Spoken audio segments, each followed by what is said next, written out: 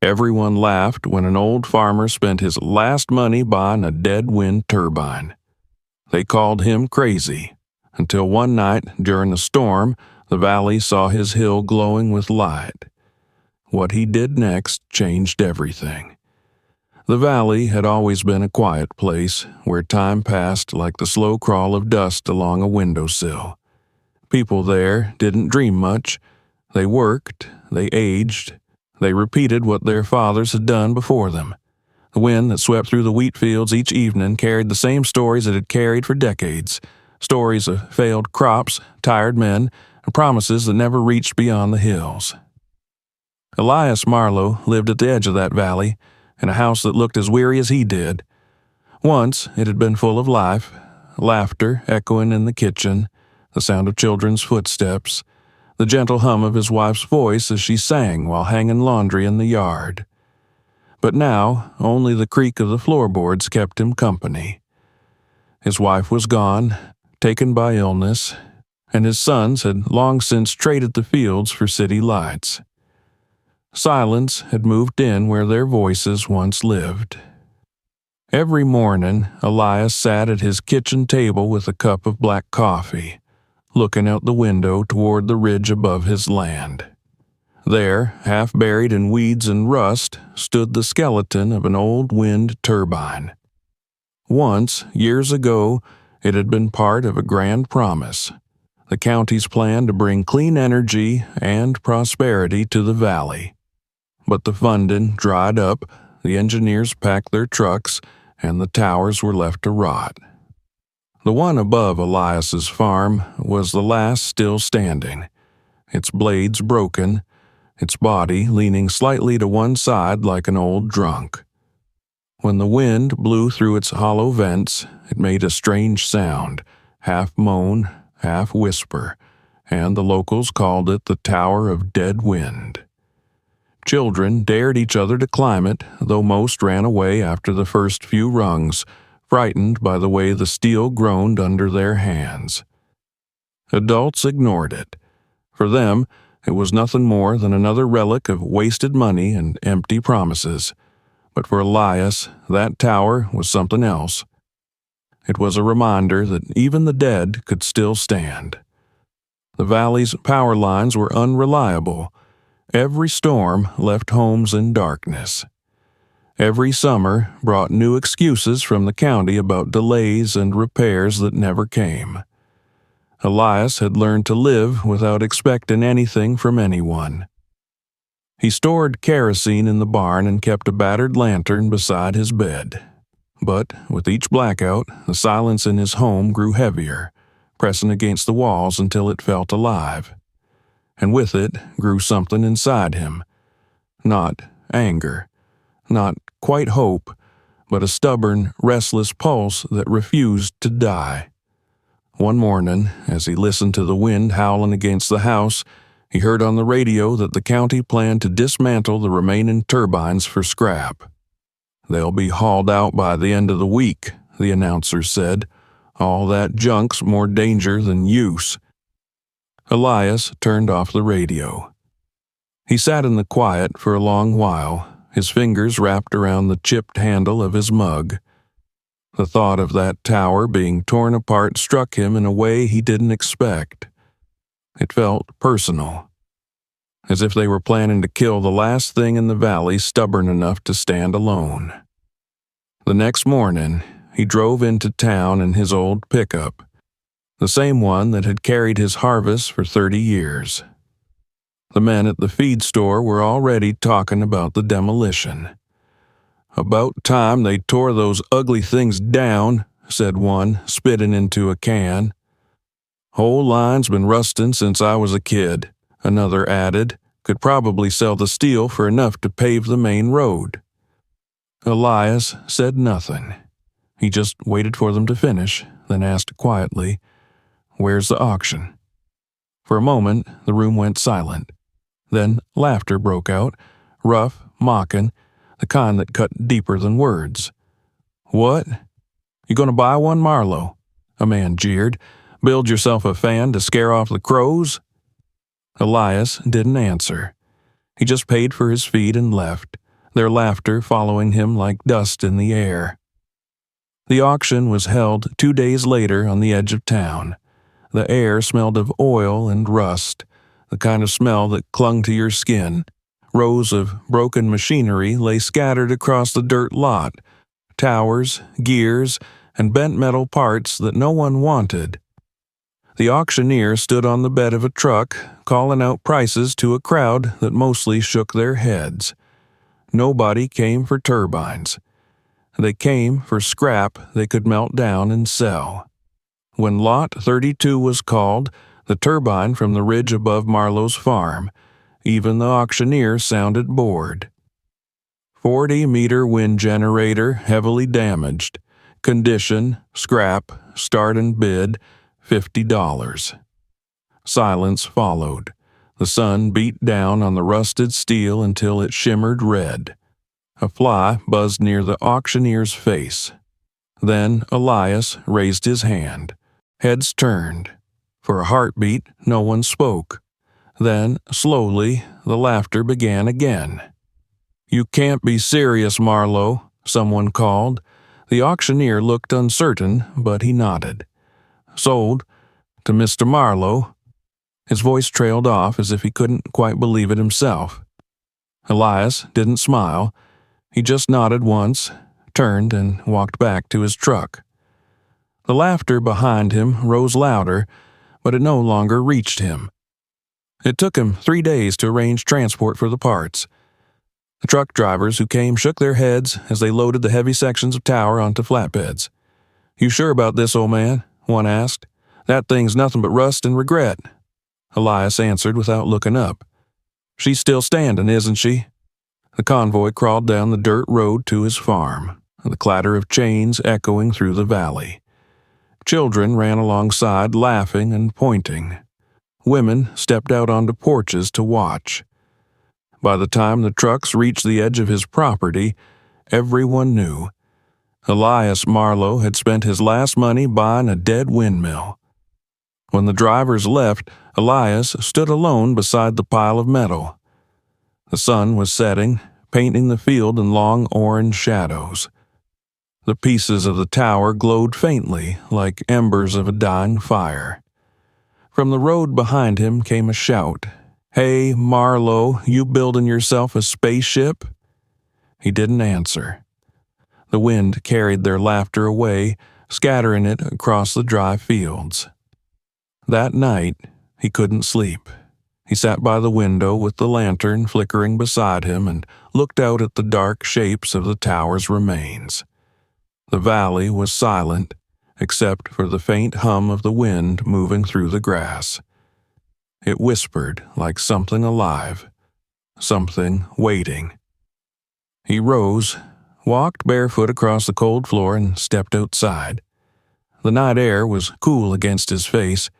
He crossed the field slowly until he stood before the pile of steel. For a long moment, he just looked at it, at the rust, the broken edges, the bolts eaten by years. Then he placed his hand on the metal. It was cold and rough beneath his palm, but somewhere inside he thought he felt warmth, the ghost of the day's sun trapped within. He whispered, almost to himself, "Let's see if you can still breathe." And for the first time in years, the wind seemed to answer. That night, the valley slept as it always did, blind to the fact that something had changed. But for Elias Marlowe, sleep never came. The next morning would bring the beginning of something no one believed possible, the start of a battle between laughter and willpower, between the dead weight of rust and the stubborn pulse of life that refused to die. The first weeks passed in silence. The neighbors stopped by out of curiosity, pretending they were just passing through. They watched Elias sweating under the weight of the turbine's steel bones, struggling to fit rusted bolts, dragging broken blades across the dry earth. When he turned toward them, they smiled politely, nodded, and left, only to laugh once they were far enough not to be heard. He ignored them. Every dawn found him at the base of the disassembled tower, sleeves rolled up, skin cracked and burned from the sun. He worked with the kind of focus that borders on madness. His hands bled constantly. His palms had turned to leather. When one of the local mechanics refused to help weld a broken section, "Ain't worth it, old man," Elias built his own furnace from brick and scrap. The neighbors said they saw strange orange light flickering from his property at night. Someone joked that Marlowe was building a second sun. By the third month, his yard looked like a battlefield. Cables snaking across the ground, tools scattered, pieces of metal leaning in all directions. He scavenged from old farm machines, stripped wires from broken radios, melted down engine parts to forge new joints. The tower began to take shape again, awkwardly at first, uneven and skeletal, but unmistakably alive. Children from town climbed the hill to watch him from a distance. They whispered that the windmill moved at night on its own. Their parents warned them to stay away from that lunatic's land.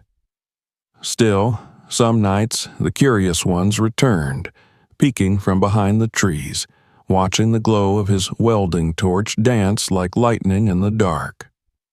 One evening, as he tightened the bolts on a support beam, his foot slipped on an oil patch.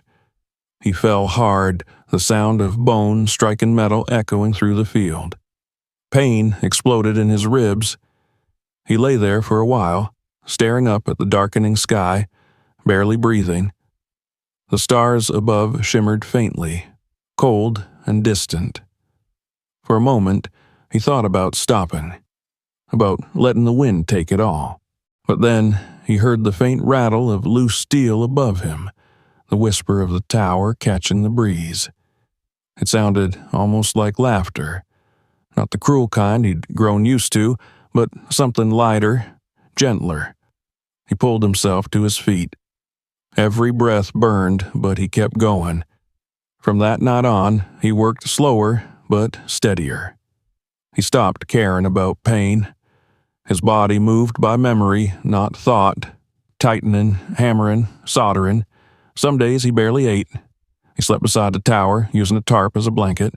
When rain came, he covered the open machinery with his own jacket, shielding it like something precious. The valley kept watching. The jokes began to fade. The sight of the old man still working long after everyone thought he'd quit made people uneasy. "It's not normal," they whispered. "He doesn't stop."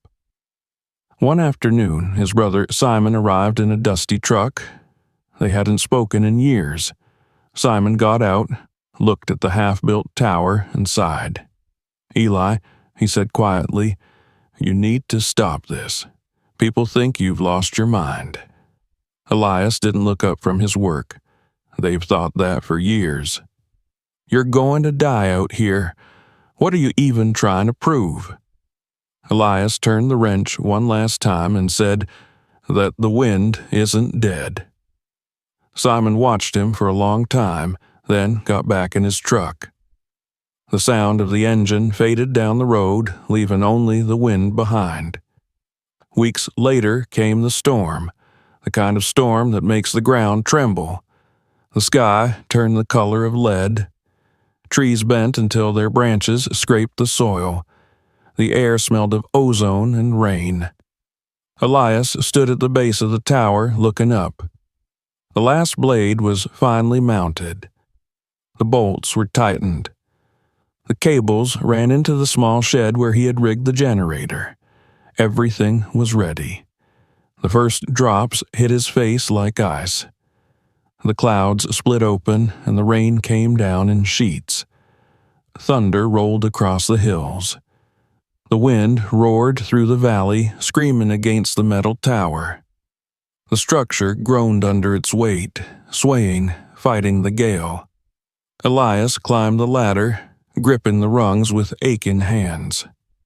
Lightning flashed, painting the valley white for a heartbeat. From below, he must have looked like a ghost crawling toward heaven. At the top, soaked to the bone, he reached for the manual brake, a rusted lever that had kept the blades locked for years. He hesitated. The metal was slick and trembling beneath his fingers. The storm howled around him like a living thing. "Let's see if you still remember how to breathe," he whispered, and he pulled. For a moment, nothing. Then a groan, deep, resonant, ancient. The blades twitched, moved, slowly, stiffly, like the first breath of a dying giant. One turn. Another. The sound grew, a heavy rhythmic pulse that shook through the steel. The generator below let out a low hum, so faint he could barely hear it through the storm. But it was there. The tower was alive. He clung to the railing, laughing into the wind as the blades turned faster. The noise of the storm merged with the sound of the spinning metal until they became one. The world itself seemed to vibrate. For the first time in decades, the ridge above his land wasn't dead. It was singing. When the storm finally passed, Elias climbed down, every muscle trembling. His clothes were torn, his hands raw, but he was smiling, the quiet, disbelieving smile of someone who had just watched a ghost come back to life. He stumbled into the shed, flipped the switch, and waited. For a moment, there was silence. Then, in his kitchen, a faint click, and the light bulb above his table flickered to life. Warm, yellow light filled the room. Elias stood there, soaked, bleeding, shivering, and laughed until tears rolled down his face. Outside, the tower turned slowly against the dawn, creaking but steady. The valley below slept on, unaware that something impossible had happened in the night. And for the first time in years, Elias Marlowe's house was no longer dark. News of what Elias had done spread through the valley like wildfire, carried by the very wind he had harnessed. It started with whispers, a light seen in his house during the blackout, a hum that could be heard from the ridge when everything else was silent. Then came the proof. One by one, the neighbors climbed the hill, curious, unbelieving. They found him sitting in the doorway of his shed, drinking from a tin mug, while behind him the blades of the turbine turned steadily in the breeze. The low hum of the generator filled the air, like the steady heartbeat of something living. "Is it really working?" someone asked. Elias only smiled. "See for yourself." He led them inside, flicked a switch, and the single bulb hanging from the ceiling lit up, soft, golden, real. For a moment, no one spoke. Then, as if something invisible had cracked open, there was applause. Someone shouted, "Marlowe did it!" And just like that, the man they had laughed at for months became the man they suddenly wanted to learn from. Within a week, his property turned into a pilgrimage site. Farmers came with notebooks, asking how he did it. Mechanics brought tools, offering to help maintain the tower. Children pointed at the blades and called it Marlowe's star.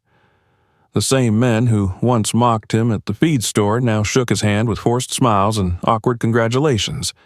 But admiration, Elias knew, is a fragile thing. It can turn to envy as easily as dust turns to mud after rain. It began when the blackout stretched longer than anyone expected. The county's grid was failing completely. Entire neighborhoods were left in the dark for days. Panic grew.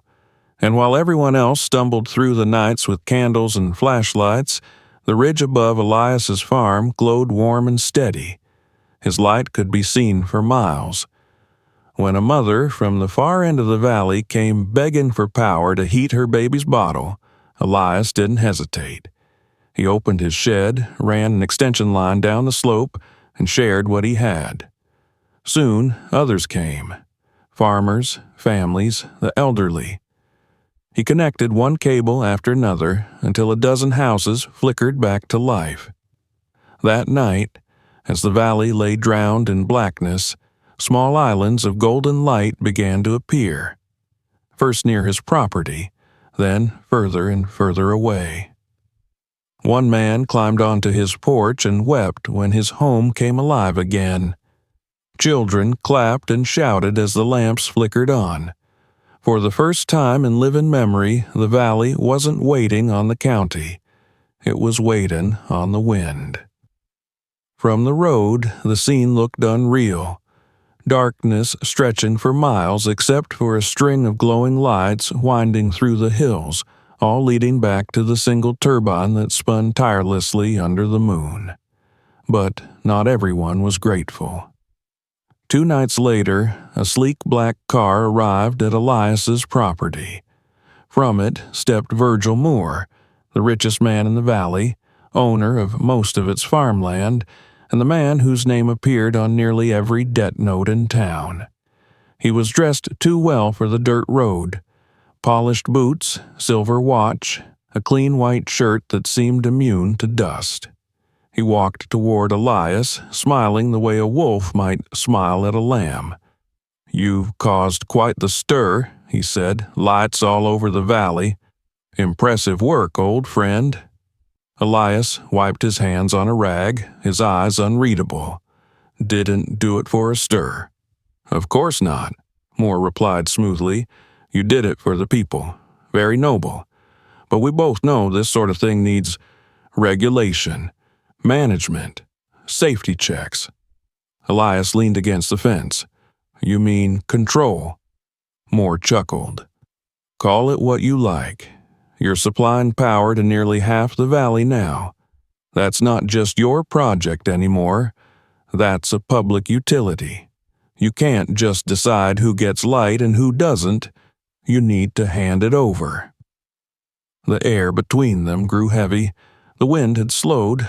The blades turned lazily overhead. Elias looked at the man for a long moment, his face calm. Then he said softly, "It doesn't belong to me. It belongs to the wind, and the wind doesn't sign your contracts." Moore's smile faded. "Be careful, Marlowe. Accidents happen when old men play with forces they don't understand." He turned and walked away, leaving the warning hanging like smoke in the air. After that, trouble began. Officials showed up, clipboards in hand, pretending to conduct safety inspections. Someone vandalized one of the cables Elias had run through the fields, cutting it clean in two. The next day, a letter arrived claiming his installation violated zoning laws and would have to be dismantled. But the valley had changed. When workers came to take down the turbine, they found dozens of people already there. Farmers, mothers, even children, sitting at its base in a silent circle. They refused to move. Some held flashlights, others lanterns. When the men ordered them to leave, a woman spoke. "You'll have to shut off the whole valley before you touch that tower." Word spread fast. By evening, the hill was crowded. Cars lined the road, headlights pointed toward the tower. People brought food, blankets, and music. They called it the Watch of the Wind. Someone painted a sign that read, "This light belongs to us." The inspectors left without saying a word. Moore's fury grew, but so did the unity of the people. The tower had become more than a source of electricity. It was a symbol, a pulse that reminded them that they didn't have to wait for permission to live. Elias never gave speeches. He just worked quietly, adjusting gears, oiling joints, making sure the blades spun true. When people asked him how he felt about all the attention, he only said, "I'm just keeping her breathing." That winter, the valley faced the worst storm in decades. Power lines across 3 counties went down. For 4 days, snow buried everything. The roads were impassable. And yet, through it all, the turbine kept spinning. From the ridge, its red light blinked steadily through the blizzard like the heartbeat of the land itself. In the frozen dark, families huddled around their lamps, whispering stories about the man who had caught the wind. They didn't talk about wealth or politics or the county's failures. They talked about faith, not the kind found in churches, but the kind found in one person's unshakable belief that something dead could still live again. And though Elias never saw himself as a savior, the valley had already made up its mind. To them, he wasn't just a farmer anymore. He was proof that one man's stubbornness could outlast an entire system. By spring, the laughter that once followed his name was gone. Now, when people spoke of Elias Marlowe, they lowered their voices, not out of mockery, but out of respect. The valley woke to spring with the sound of spinning blades. Each morning, the first light of dawn shimmered across the hill where Elias Marlowe's tower stood. The steel no longer looked like rusted bones. The sun had polished it with time and wind. It gleamed faintly, alive. The people called it the heart of the valley. They spoke of it with pride, almost reverence, as if it were something divine. The power it gave wasn't just electricity, it was proof. Proof that hope didn't need permission to exist. Children drew it in their notebooks at school. The county mayor came once for a photo, standing awkwardly beside Elias and pretending to have supported him all along. Tourists began arriving from neighboring towns, snapping pictures of the turbine, of the man who built it with his own hands. Articles appeared online with titles like "The Farmer Who Defied the Wind." Elias didn't read them. He didn't like attention. He spent his days maintaining the generator, replacing worn bearings, tightening bolts, keeping everything running. When people stopped by, he offered them coffee, talked little, and smiled when they thanked him. To everyone else, it was a miracle. To him, it was duty. As the months passed, the valley grew brighter, not only from the lights, but from the people themselves. The fear and bitterness that had long shadowed the community began to fade. They started working together, fixing roads, planting communal gardens, helping one another. It was as though the wind that turned the blades carried something more than air. It carried courage. But even as life bloomed around him, Elias grew weaker. His hands shook more often now. He coughed in the mornings, rubbed his chest when the pain came. He told no one. Each sunrise, he still climbed the small ridge to check on his creation, whispering to the tower like an old friend. One evening, as he was adjusting a loose cable, a young boy from the village named Jacob came running up the path. His face was flushed from the climb. "Mr. Marlowe," he gasped, "Mama says you should rest. You look sick." Elias smiled, resting a hand on the boy's shoulder. "I've rested enough in my life, Jacob. The wind doesn't stop, neither should we." The boy looked up at the giant spinning blades, eyes wide. "Do you think it'll ever stop?" Elias glanced at the horizon where the sunset burned orange over the hills. "Everything stops one day. The trick is making sure it keeps moving when you don't."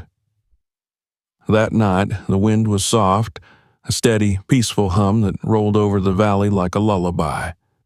Elias sat outside his house, wrapped in a blanket, a cup of coffee cooling in his hands. The light from the turbine pulsed slowly in the dark, blinking red like the beat of a sleeping heart. He thought of his wife, her laughter echoing through the kitchen, of his sons, long gone to the city, of the years he had spent alone with silence and rust, mocked by voices that no longer mattered, and he thought of how, in the end, the same people who once laughed at him now depended on the light that flowed from his hands. When the coffee grew cold, he set the cup aside and walked up the hill one last time. His steps were slow but steady. The grass brushed against his legs. The turbine's shadow stretched long and thin under the moonlight. At the base, he sat down, leaning his back against the steel. The surface was warm, the metal holding the day's sun like a memory.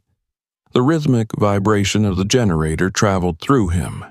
He could feel it, the heartbeat of the machine he had rebuilt from death. The wind picked up, rustling the grass around him. It hummed through the bolts and cables, a low, steady tone that almost sounded like breathing. He smiled faintly. "Still breathing," he whispered. "Good girl." His eyes closed. The wind moved through his hair, soft as a hand. He felt no pain, only the pulse beneath his back, strong, steady, endless. Then, quietly, his breathing slowed until it matched the rhythm of the tower's hum. When the sun rose the next morning, the people of the valley saw the blades turning faster than usual, cutting the air with perfect grace. The light at the top blinked brighter, as if the tower itself had found new strength. But Elias Marlowe didn't come down from the hill. They found him there, sitting peacefully against the steel, his face calm, his eyes closed, a faint smile still resting on his lips. It looked as though he had simply fallen asleep while listening to the wind. The entire valley gathered for his burial.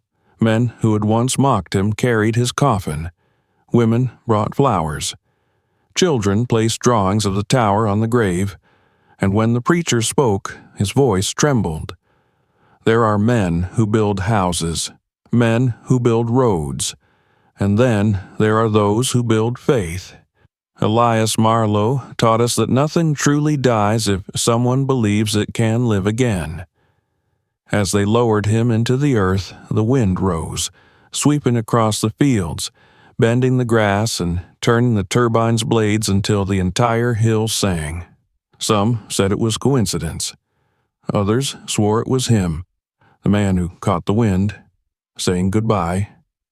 Years passed. Seasons came and went. The turbine still stood, its blades cutting through time and weather. Paint peeled, bolts rusted, but it never stopped.